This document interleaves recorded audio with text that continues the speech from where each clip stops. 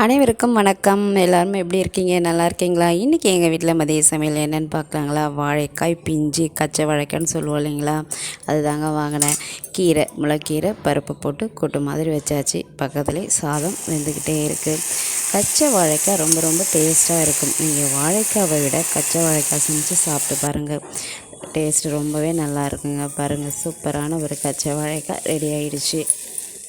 இப்போ தான் நம்ம சேனலை முதன்முறையாக பார்க்குறீங்க அப்படின்னா சப்ஸ்கிரைப் பண்ணிவிட்டு மறக்காமல் பக்கத்தில் இருக்க பெல் பட்டனை கிளிக் பண்ணிக்கோங்க.